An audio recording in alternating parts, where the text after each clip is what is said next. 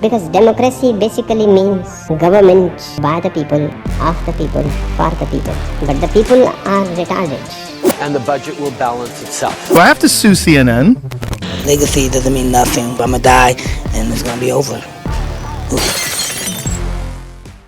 Welcome, it's Argidius.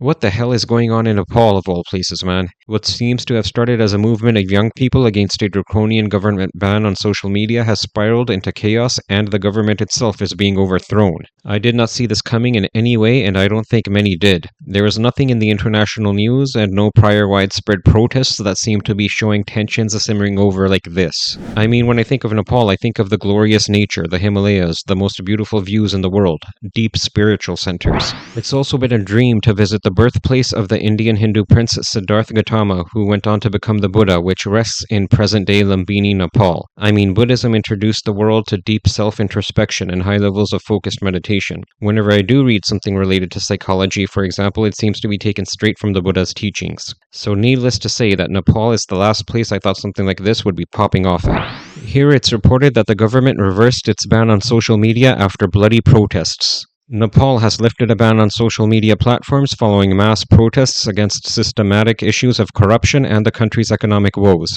and the killing of 19 people by security forces, a government minister said. Cabinet spokesman and Minister of Communication and Information Technology, Prithvi Subagurung, said early on Tuesday that the government had rolled back the social media ban imposed last week. "We have withdrawn the shutdown of the social media. They are working now," Gurung told the Reuters news agency. The ban had blocked 26 media sites, including WhatsApp, Facebook, Instagram, LinkedIn, and YouTube in a bid by the government to tackle misinformation, fraud, and hate speech.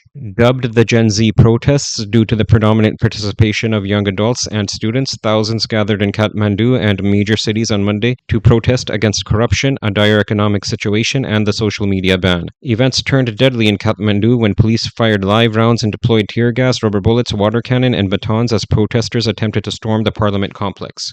17 protesters were killed in Kathmandu, and 2 others were killed in a protest in the city of Atari. Across Nepal, more than 100 people were injured, with some estimates putting figures as high as 400, including police officers. The government said late on Monday that it would set up an investigation panel and offer compensation to the families of people killed in the protests. Prime Minister KP Sharmi Ali says the government was not in favor of stopping the use of social media and it will ensure an environment for its use, he said, adding that an investigation committee will be formed to investigate and analyze the protests. The unrest was some of the worst to hit Nepal in decades.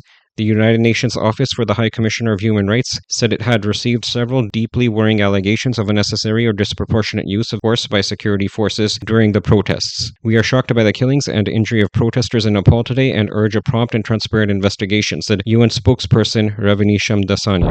Now let's get one thing straight. In the last 15 years or so, stupid parents have been putting smartphones and all of the power of the internet and social media that comes with them into the hands of their kids as soon as they're like 8 years old. Big mistake. We've all heard the horror stories of kids being cyberbullied or targeted by predators online. That's easier to do if irresponsible, lazy parents give 24-hour online access to their kids. But Nepal's government must have been suicidal for sure with this stupid ban. There are 12 and 13-year-olds that completely lose their mind and trash the whole house if their parents punish them by taking away their phones or tablets, as seen here. "Where's my iPad?" Come and sit down. No, where's my iPad? Come and sit down. Miley. Where's my iPad? Miley. Where the fuck's my iPad? Come and sit down. Where is he?